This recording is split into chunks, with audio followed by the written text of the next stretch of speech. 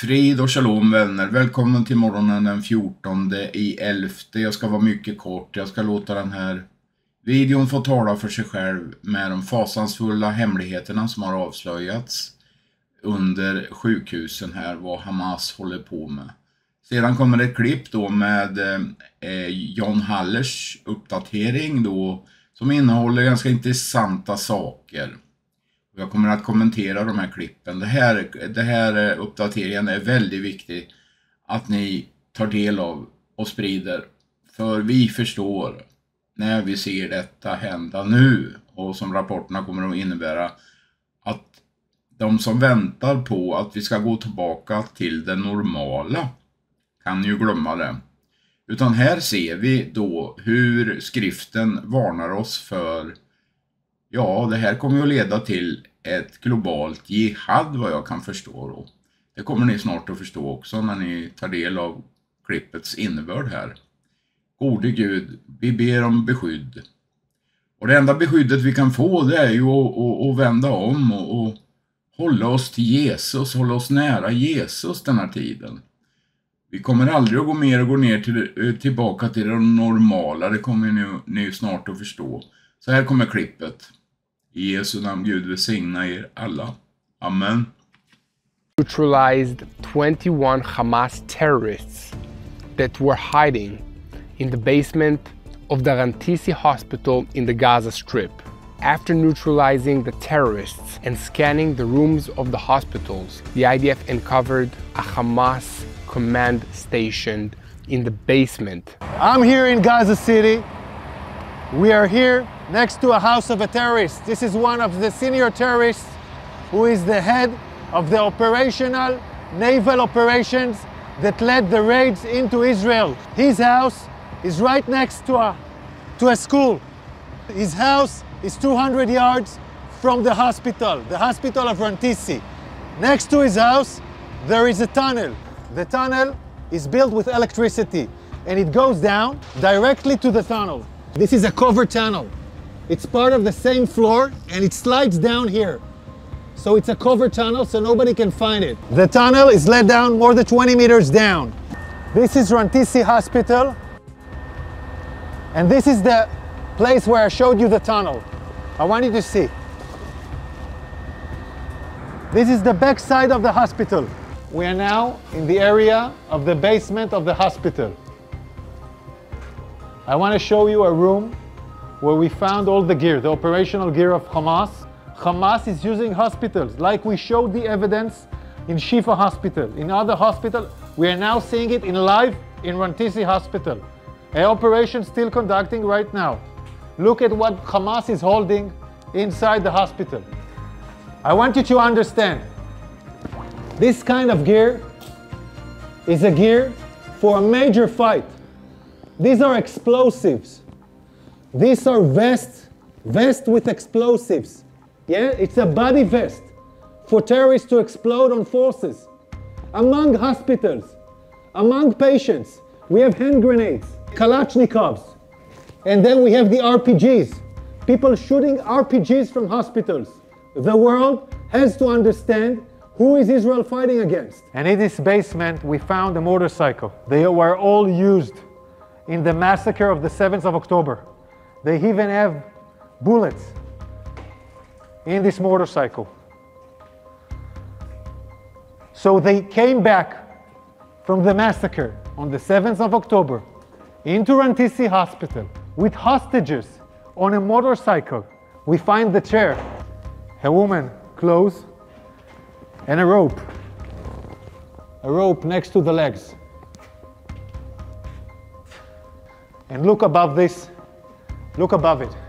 It's a baby bottle. It's a baby bottle in a basement.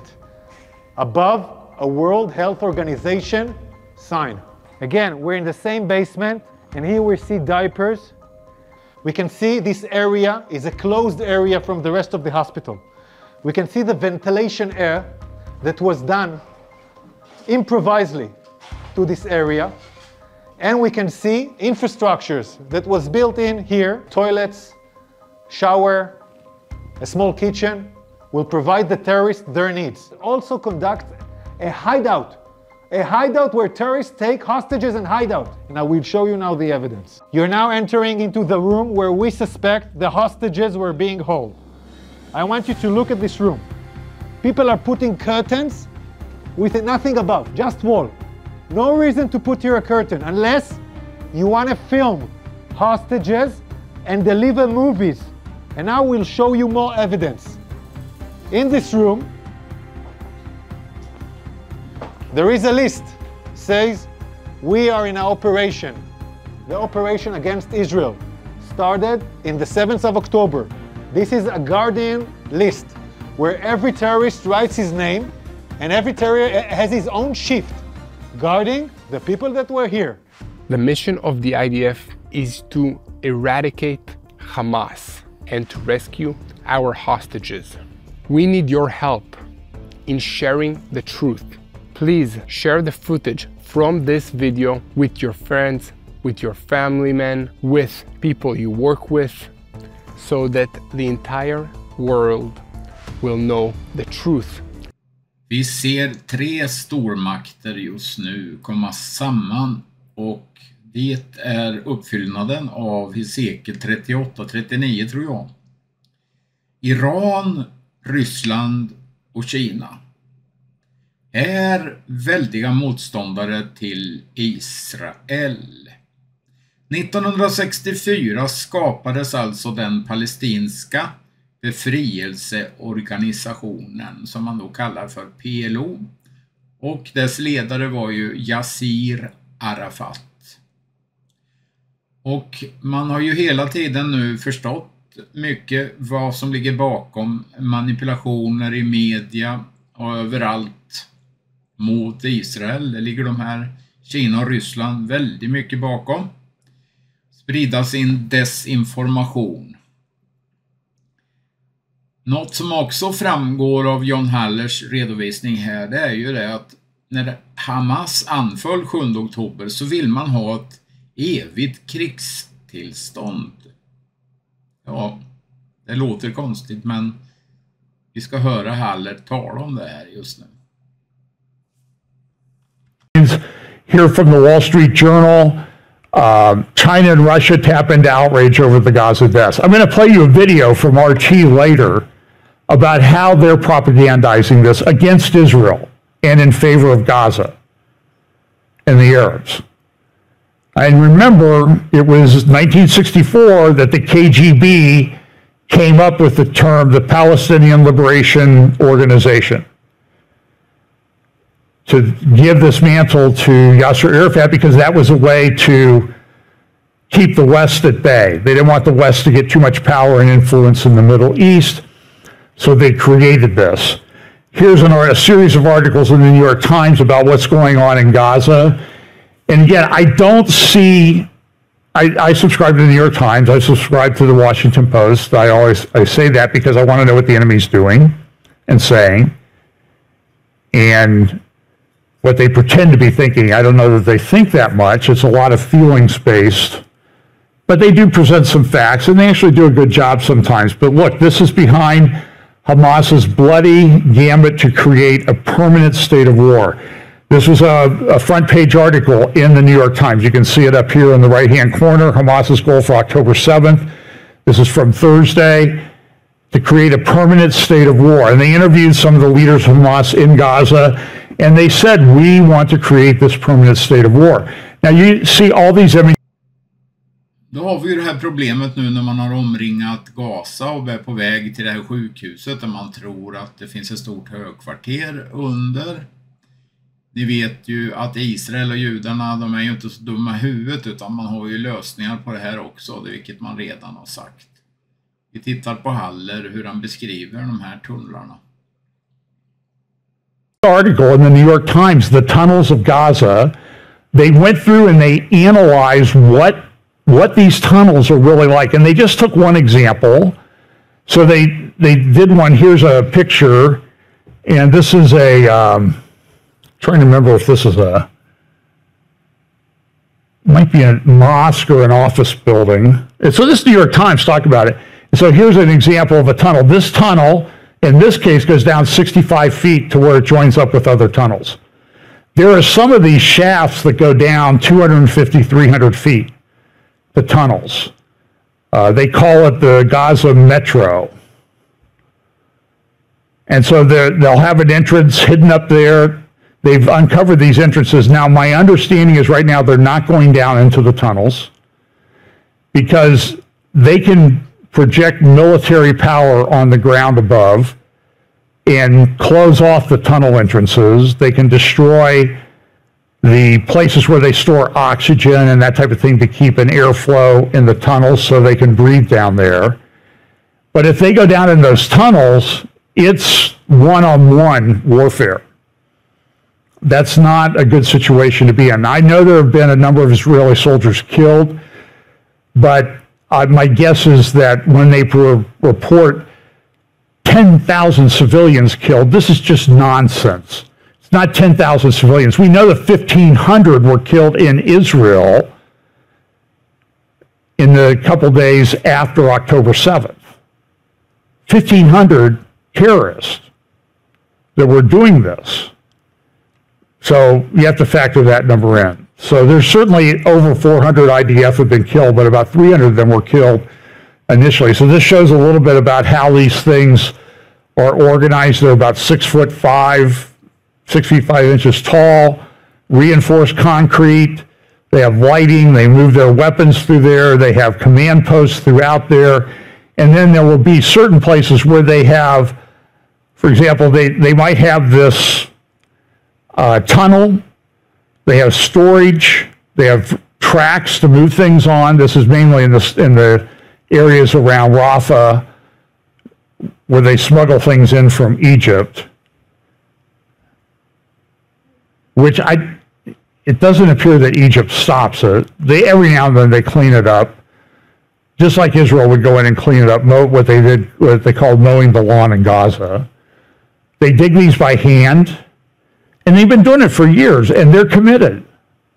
And some of these guys never come up out of the ground.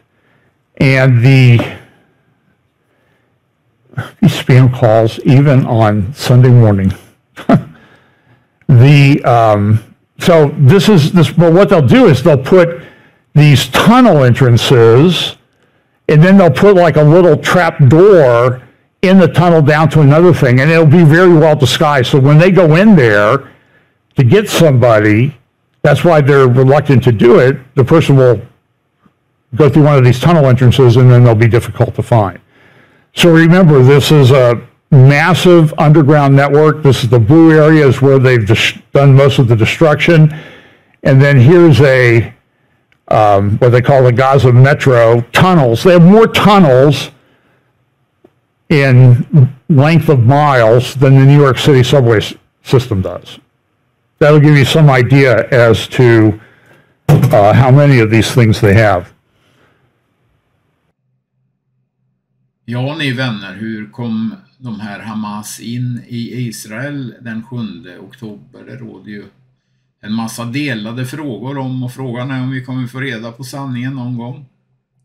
Men nästa klipp får oss att tänka till i alla fall, för det handlar om det vi alla äger nästan, en mobiltelefon, och hur man kan spåra oss vart vi än är. Det här är kusliga saker, men lyssna nu på Haller.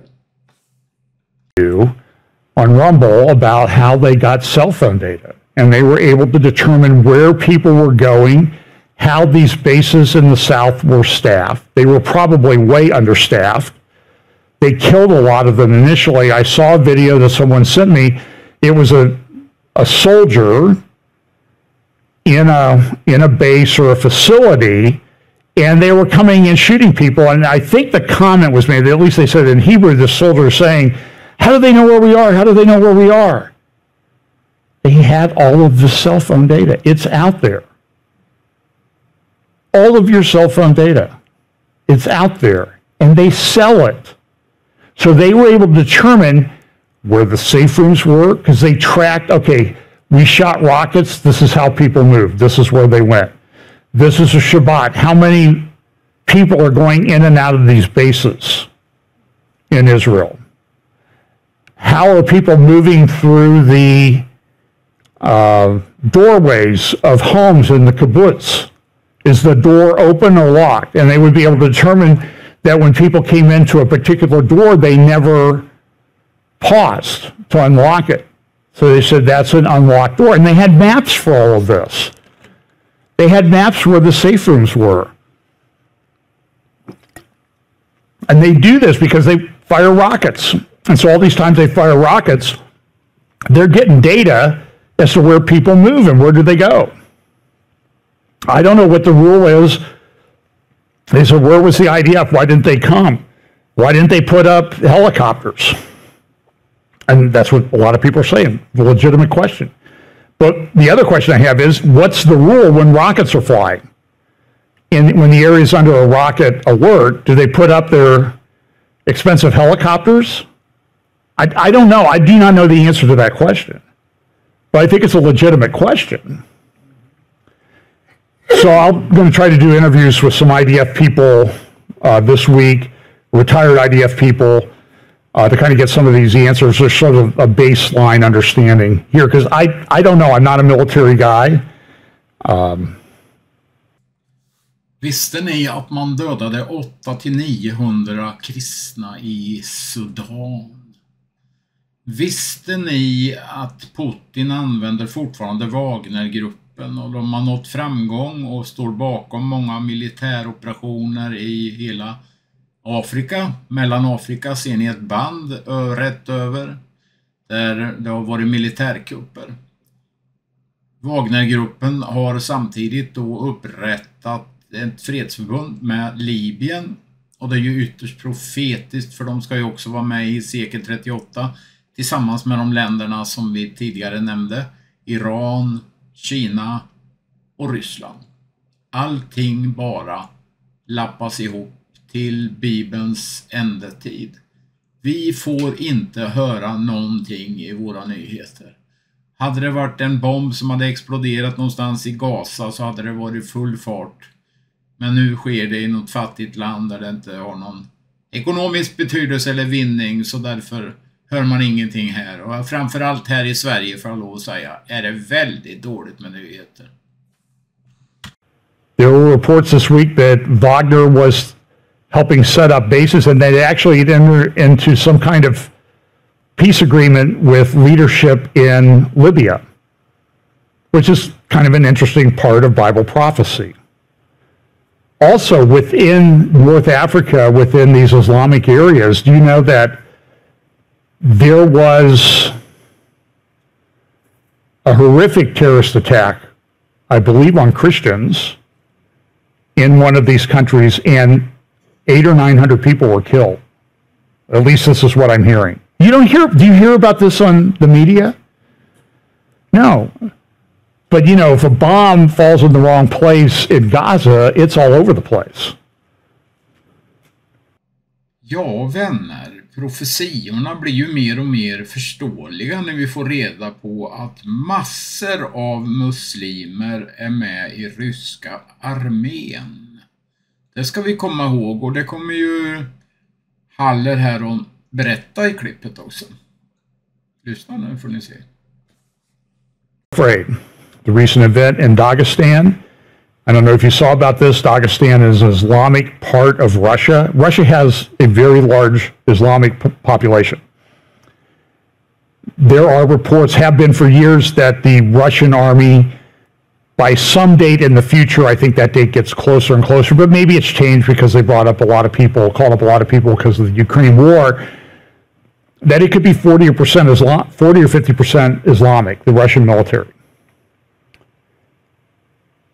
And how does the leader of Russia manage that? Well, maybe you do things that the Muslims want you to do, like go against Israel. Is that a possible thing that could happen? I've been talking about this for 25 years.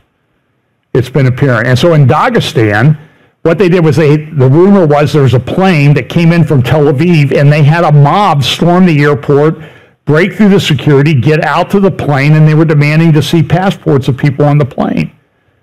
And if they were Jewish, Israeli, they were going to pull them off of there.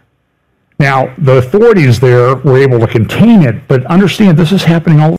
Ja, nu har man ju samlats då araberna här om Gaza och det var ju ett mycket tyckande och tänkande. Det mest förvånansvärda får man ju lov att säga, det är ju att alla arabländer samlades, även Iran. Och här kommer Hallers kommentarer på det hela. Och något som sätts i centrum just nu, det är ju då gränserna Israels. Kommer ju upp igen nu. Vad ska hända efter kriget till exempel? Ja, vi tittar på klippet här. Meeting of the Arab League and the Organization of Islamic Countries. You can see the two logos up there. Held in Riyadh, Saudi Arabia. Of course, you see Crown Prince Mohammed bin Salman there at the center. To his right, your left, is King Abdullah of Jordan, al-Sisi of Egypt, Bashar Assad of Syria, who, by the way, never gets asked, hey, why did you kill 8,000, 10,000 or more Palestinians during the Syrian civil war? Does anybody ask him that? That's like the death total in Gaza right now that they're complaining about Israel. But it happens in the Arab countries all the time, and nobody ever asks the question. To Mohammed bin Salman's left, your right, is Mahmoud Abbas, Abu Mazen, whose PhD was denying the Holocaust at Moscow University. Next to him is Recep Erdogan, the president of Turkey. To his, keep going to your right, Raisi of Iran. Some of these meetings that took place are unusual. Sisi had never been in the presence of an Iranian leader. That happened in Riyadh yesterday. So here's a little bit of a close-up picture. All the Islamic countries showed up. As I said, some of the most important people. They had speeches, meetings.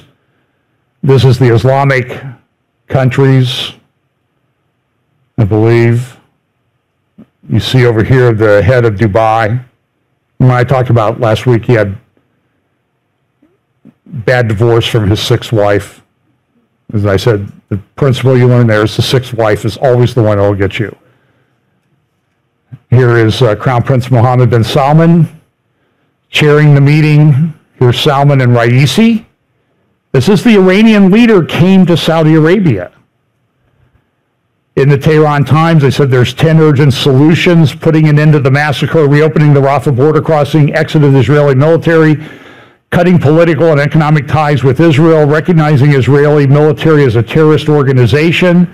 This is the Iranian newspaper, of course.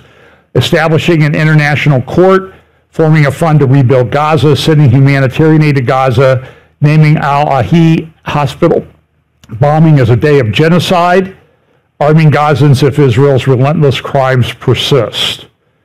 And this is from Khamenei's webpage. Some of the pictures that are there, I think it's very interesting the way he does. Power of faith determines the battle. And it's all propaganda. Look at this one, close to victory. You see the arm rising up from the, but do you see what the roots are? The roots is Israel, the country.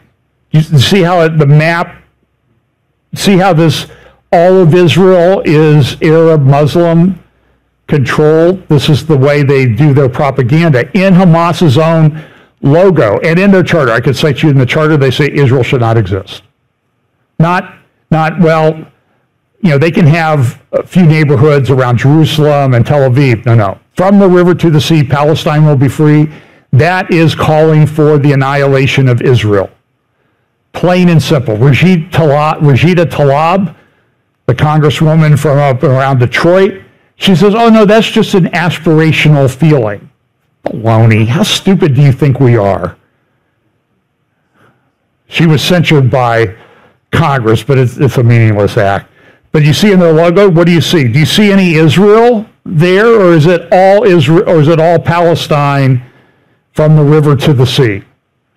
And I've said this is the 1967 borders. Oh, we need to go back to the 67 borders. That would give up the strategic highlands of Israel. I say, well, let's not do 1967. Let's do the 67 borders. Let's do 967 BC. I'd be on board with those borders. Ja, då har vi kommit fram till det sista klippet med Haller här då. Man tror ju här då att AI ska bli vår nya frälsare i världen här då. Stjäla titeln och majestätet ifrån kungen Jesus. Och det vet ju att man sysslar med i psalm 2. Och Herren skrattar åt dem i himlen. Han har nog härliga överraskningar på gång. Sen läser John Haller, om jag inte minns fel här då, psalm 83. Lyssna nu vad han läser upp, för det är väldigt profetiskt. Och så Joel 3 också ska ni läsa här då sen. Han kommer att leda er här. Så hörs vi vidare sen. Gud välsigne er alla. Amen. Of artificial intelligence. Now, this is a secular article writing about a secular guy, but understand that there are religious, end-time religion overtones to all of this. It says here, according to Kurzweil, what we've seen so far from AI ain't nothing. During his lecture at COSM on Thursday, November 2nd, Kurzweil repeated and forecast he has made elsewhere that by 2029, AI will pass the Turing test, and by 2045, it will reach a singularity. I think he's actually said 2030. If you're not familiar with AI, both concepts probably require a little explaining. So you can get that at mindmatters.ai.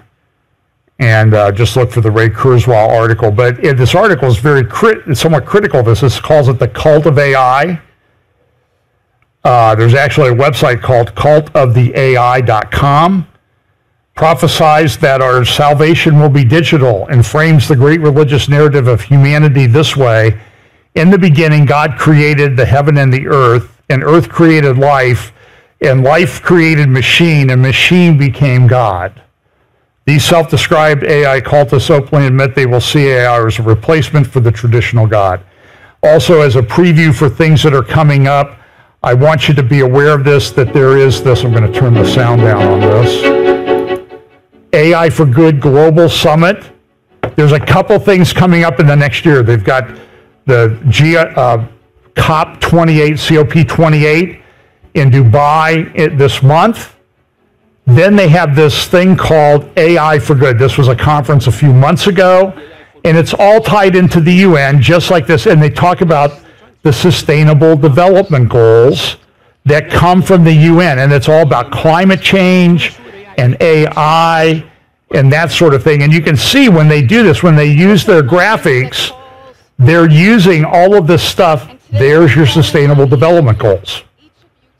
And it's all tied into AI, artificial intelligence technology, control of information, control of currency, climate, all of these things. It's all rolled into one.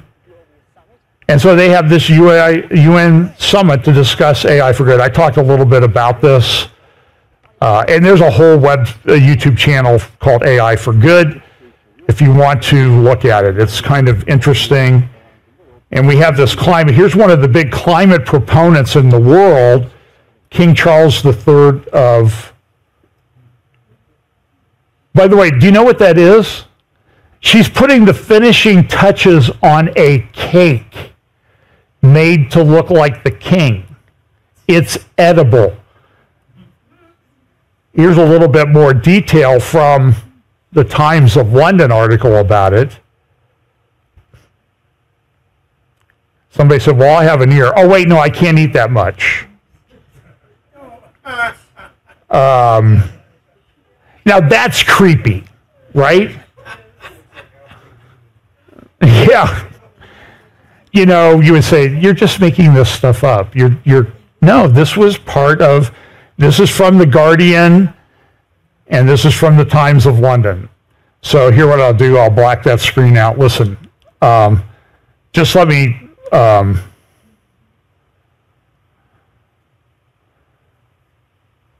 there's a scriptural, a lot of things I could do. Psalm 83, Ezekiel 38, 39, all of these things are in play and developing.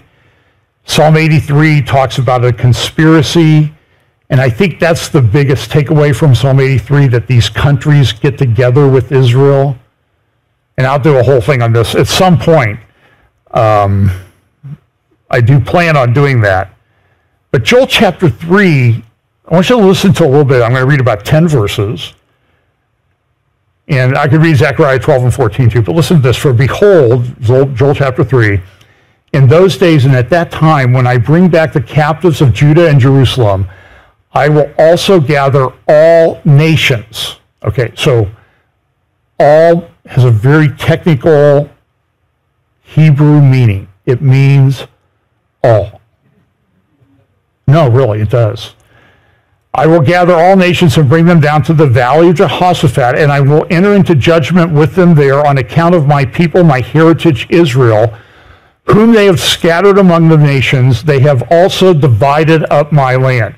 What are all these people talking about? Jared Kushner,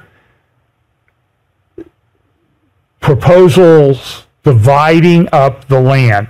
They have cast lots for my people, have given a boy as payment for a harlot, and have sold a girl for wine that they may drink. Indeed, and again, these are prophecies that have partial fulfillments, but there's this ultimate fulfillment that's coming in the future. Indeed, what have you to do with me, O Tyre and Sidon? Where's that? Southern Lebanon. Where's Hezbollah located? Southern Lebanon. And all the coast of Philistia. Where's Philistia? Gaza. Will you retaliate against me? But if you retaliate against me, that's against God, by the way. Swiftly and speedily I will return your retaliation upon your own head, because you have taken my silver and my gold and have carried into your temples my prized possessions, and the people of Judah and the people of Jerusalem you have sold to the Greeks, that you may remove them far from their borders. Behold, I will raise them out of the place to which you have sold them, and will return your retaliation upon your own head. I will sell your sons and your daughters into the hand of the people of Judah, and they will sell them to the Sabaeans, to a people far off, for the Lord has spoken. Proclaim this among the nations, prepare for war, wake up the mighty men, let all of the men of war draw near, let them come up, beat your plowshares into swords and your pruning hooks into spears. That's kind of the reverse of what's on the outside of the UN. Plowshares into swords into plowshares and pruning hooks. This is a reverse. Your plowshares won't be into swords, and your pruning hooks into spears. Let the weak say, I am strong.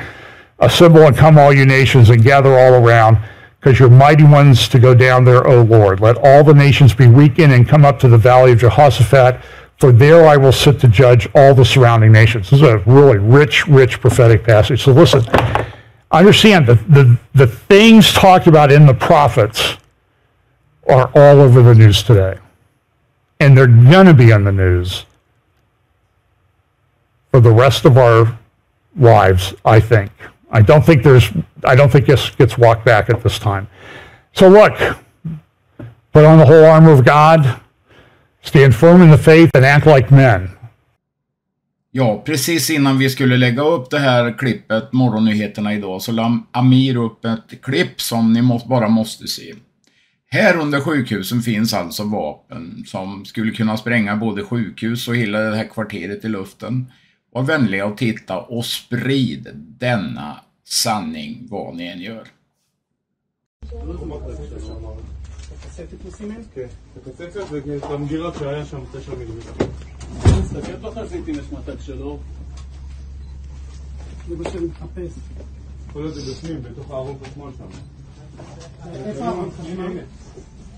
תן לי, אני פחות. הוא מלא מסילות.